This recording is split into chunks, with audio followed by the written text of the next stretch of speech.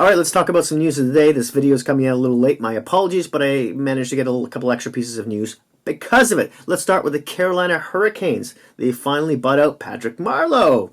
Who saw that coming? Joking. Sarcasm.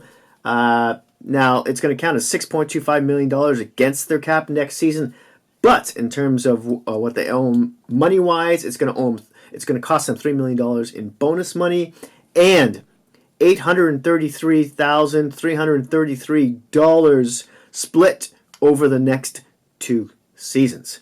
Will he return to the San Jose Sharks? I'm betting he will for probably peanuts. His family has already moved back there, and it'll be a nice sort of swan song for him at the age of, 39, 40. The St. Louis Blues. I had to just dig this out of the depths of my drawer because it was so tired after all those playoff games. The Blues have re-signed 32-year-old depth defenseman Carl Gunnarsson.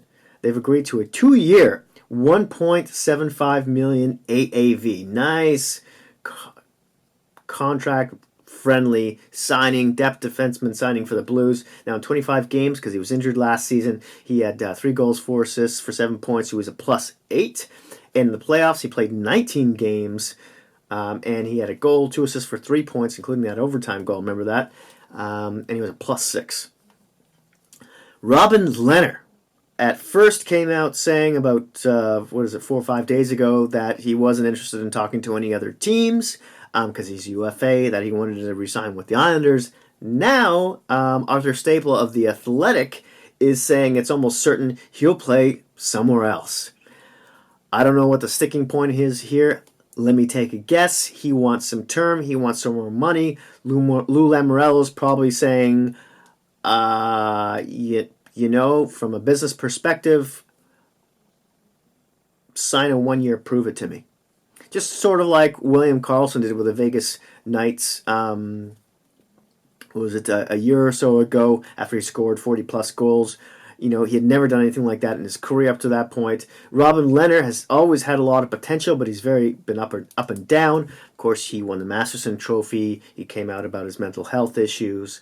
The guy who won the Jennings Trophy this year. He had a great year, but if I'm in Lou Lamoriello's shoes, I'm probably thinking the same thing. Show me 1 more year of the same, and I'll give you some term, and I'll give you some more money. Of course, the Islanders also have to sign notables Anders Lee, for one. I want to say Beauvillier as well. I know they might be looking into the UFA pool. There's Panarin, even Bobrovsky. He originally signed Lehner to this 1-year deal, maybe thinking that they'd like to take a shot at him. So, yeah, in any case, I can speculate all day.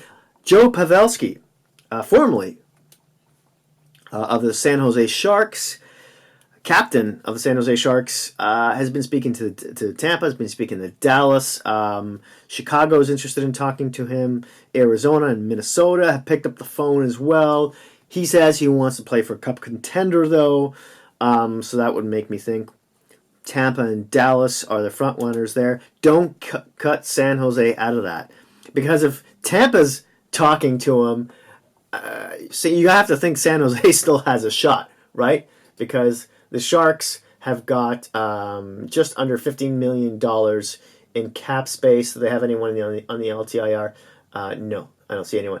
And the Tampa Bay Lightning have got 10 points, just over 10.5 million, plus the 5.8 LTIR from Ryan Callahan. Do the math. I don't know, somewhere just over $16 million.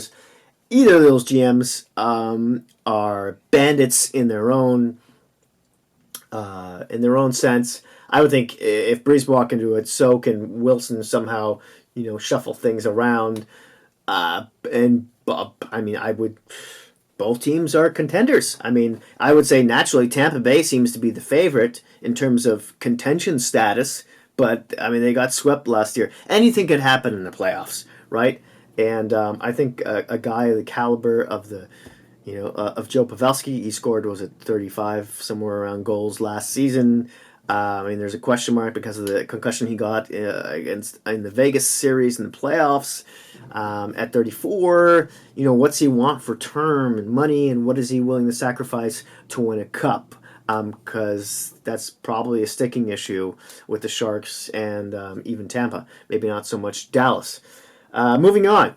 The Toronto Maple Leafs have signed backup goaltender Mike Hutchinson to a 1-year deal worth $700,000. Now, the 29-year-old, 6'3", 200-pounder is a right-catching goaltender, which is a bit rare in the league. You don't see that too often.